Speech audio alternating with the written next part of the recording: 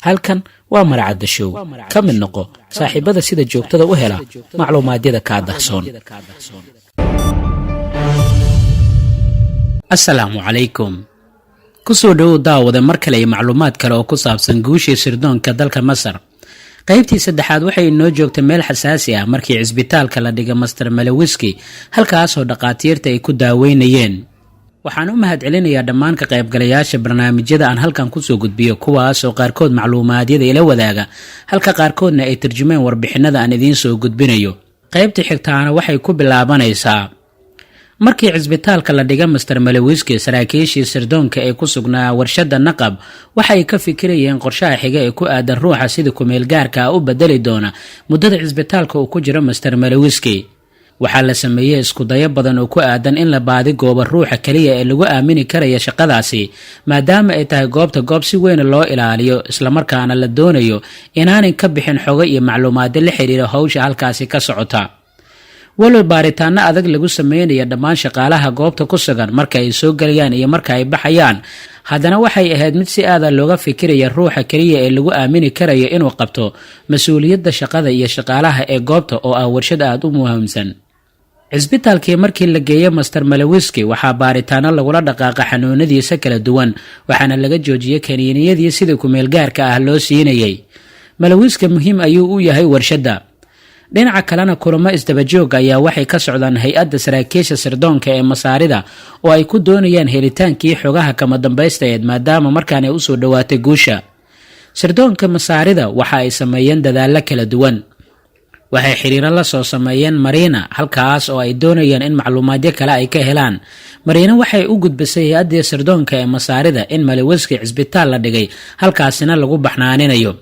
waxaa laga fakiray siday ugu sahlanaan kartay inay cisbitaalka ay ugu tagto iyadoo halkaasi ku siin doonta daawooyin suurtagal ay tahay in xanuunka ay dhaafiyaan, sababtoo ah haddii xanuunkaasi uu geeriyoodo hay-adda sirdoonka Masaarida jab weyn ayaa soo wajahaya oo waxay ka fakiri doonaan qaab kale iyo shaqsi kale oo ay ku heli karaan macluumaadyada ay baadigoobka ugu jiraan.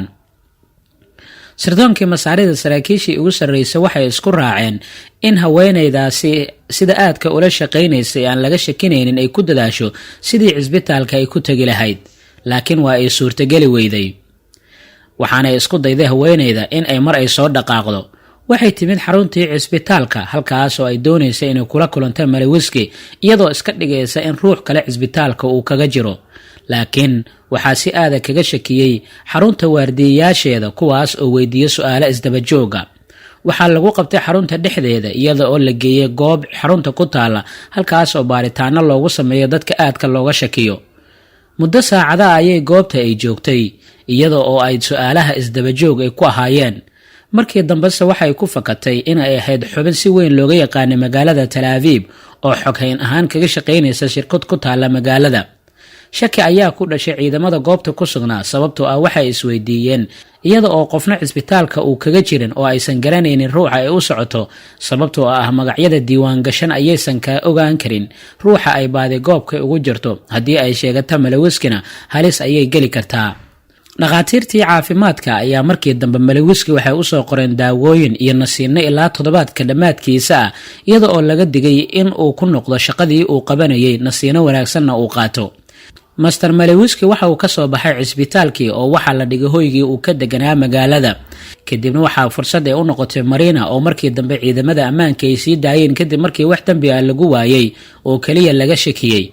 waxay ugu tagtay oo ay ku booqatay hoygiisa iyadoo u geysay daawo. Master Malawiski markii cisbitaalka uu ka soo baxay oo daawada uu qaatayna waxa uu la amakaagsanaa daawadii ay siisay Marina oo ay u sheegtay in walaalkeed uu soo saaray, waxaana ay sida dhaqaatiirada ay ugu sirmeen ay ahayd mid aad loogu cajibay.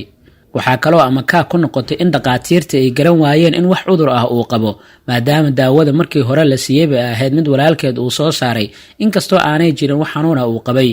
isaga oo fulinaya tusaalihii Marina ayaa waxa uu ku laabtay warshadii si uu fasaxiisa u soo qaato, dibna uma uusan sii fiirin dambiishii uu dhalada uu ku riday.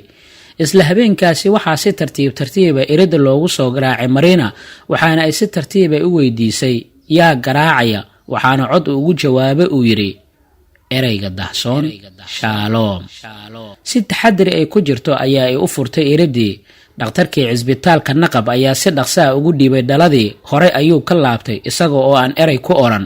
dhaladuna waxay ahayd midii uu master Malewski uu ku riday qaybta qashinka ee cisbitaalka. Marina isla markiiba waa ay jibisay dhaladii waxaana ay kasoo dhex saartay kiish yar oo si dhowrsan loo xiray, gudihiisana ay ku jirto wax yar oo ka mid ah waxyaabihii ay raadinayeen. markii ay ogaatay arrintaasi ayaa waxay isku dayday in xiriir ay la samayso saraakiishii sirdoonka ee masaarida, waxaana ay u sheegtay in gacantii ay ku dhigtay walax yar oo ay moodo inay yihiin kuwa holcaya ee aadka loo baadigoobayay. waxaa sirdoonka masaarida kadib ku dhalatay qaabka walaxdaasi ay suurtagal ay u tahay in loo geeyo magaalada Qaahire ee dalka Masar si loo badiyo islamarkaana loo ogaado baaritaano marka lagu sameeyo kadib. markan waxay gacanta ku haysaa walaxdii ay baadigoobaysa muddada badan. waxaa sidoo kale ay doonaysaa inay ka fogaato ruuxa jacaylka ay ku abuurtay ee ahaa master Malewski. master Malewski isaga qudhiisa jacayl xadaaf ah ayaa qaaday. waxa uu u yimid iyada oo ku mashquulsan walaxdii ay gacantii ay ku dhigtay mar kale. kadibna waxa ay galeen wada sheekaysi. wuxuu isku dayay in uu u soo dhawaado oo haasaawo uu la qaato, laakiin markaan iyada waxa ay doonaysaa oo ay ka fakaraysaa in walaxdaasi uusan arkin isaga, isla markaana shaki kale uusan ku imaanin oo uusan isbedelin. waxay isku dayday in ay maaweeliso si walba oo ay samayn karayso. master Malewski waxaa ka maqan iyaduna waxaa ka maqan in walaxdaasi ay u gudbiso sirdoonka masaarida. Malewski ayaa sheeko dheer ay wada qaateen. waxaana ahaa ruux in badan ku baadigoobayay. way u adag tahay inaan kaa fogaado adiga, wax walbaana dartaa waan u samayn karayaa. waxaad og tahay aniga cisbitaalka markii aan tegayay inaan ahaa ruux caafimaad qaba, laakiin waan ogaaday markii dambe sidii walbo ay wax u jireen. waxaan filayaa in wax walba oo khatar naftaada aan u geliya aad aragtay, gacantana aad ku dhigtay waxii uu walaalkaa uu muddada badan uu la dhibtoonayay. haddii taasi ay tahay waxii aad ku qanacday, waxaan kaa doonayaa anigana inaad xaaskayga noqoto oo aad markaygana aad i qanciso. wax walba oo aad adiga doonaysana waxaan u ahay diyaar inaan kula wadaago mar walba. Marina iyada oo feejignaani ay ka muuqato dhoolla cadeen been ah muujinaysa ayay ku tiri naga dayaaqay, wax walba waad ogtahay adigaba inaan aniga ka daxsoonayn, waad ogtahay inaan wax walba kula wadaagay, waad ogtahay inaan diyaar u ahay mar walba inaan wax kula wadaago.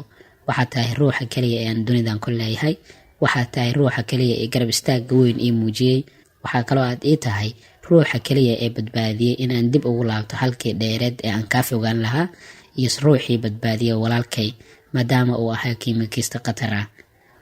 intaasi kadibna waxa ay dadaal u gashay in isaga ay si weyn ah ay u maaweeliso, si taxadarnimo ay ku jirtaana ay kaga fakarto in mar kale aanay suurtagal noqon in walaxdaasi ay dib u laabtaan.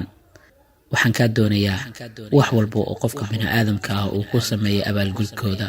waxaa tahay ruuxa kaliya ee aan jeclahay. Mrs. Marina intaasi kadib waxa ay samaysay dadaallo ay doonayso in isaga ay gebi ahaanba ay kaga tirtirto damaca isaga ku jira ee ah in jirkeeda uu wax walba uu ku sameeyo. waxaan doonayaa aniga inaan wadada saxda ah isugu nimaado. haddii aad doonaysad inaad i guursato, hooyadaa ma u tagaa, adiga ma kaa doontaa, ama aniga ma i doonanaysaa. waddo wanaagsan aan iskooga imaano. intaasi kadib isaga oo mar soo kala qaaday indhaha ayaa wuxuu ku yiri maxay tahay waxyaabaha aad ka hadlaysid adiga, sidan ayaad baxaaskayga ku tahay, maxay tahay waxyaabahan kale aad ka hadlaysid, naga damiya qaleerkan naga baqti. intii ay labadooda wada sheekaysanayeen waxaa u soo dhacday fariin kaga timid saraakiisha sirdoonka ee masaarida, kuwaas oo aanan ka warqabin in labadooda ay wada joogaan. laakiin intii aysan ka jawaabin ayuu isku dayay in uu helo macluumaadkaasi, laakiin iyada ayaa waxay samaysay marmarsiyo kala duwan oo ay u sheegaysay inay adag tahay in xilligan telefoonada iyo fariimaha u soo dhacayaba ay ka jawaabto. master Malewski wuxuu sheegay xilligan wixii ka dambeeyay inay doonayaan inay si toos ah ay isu guursadaan oo ay wada rajeynayaan ilmo. laakiin iyada arrimahaasi oo dhan kuma aysan jirin niyadeeda, oo waxay ahayd qof howlgal u soo baxday kuna guulaysatay helitaanka walaxda la doonayo. iyada oo ay labadooda wada joogaan ayaa Malewski waxaa looga yeeray xaruntii uu ka shaqaynayay ee warshada naqab, waxaana uu sheegay in iminka la joogo waqtigii shaqada uu ku laaban lahaa. iyadana markaasi neef ayaa ka soo fuqday oo walaxdii ay doonaysay inay gudbiso ayay ka fakaraysaa hanaankii ay ku gudbin lahayd. halkaa ha inoo joogto qaybta xigta ee macluumaadka ku saabsan guushii sirdoonka Masar. qaybta xigta intaan ku kulmi doona nabadgelyo. halkan waa Maracadda Show. Ka mid noqo saaxiibada sida joogtada u hela macluumaadyada kaa dahsoon. halkan waa Maracadda Show. Ka mid noqo saaxiibada sida joogtada u hela macluumaadyada kaa dahsoon.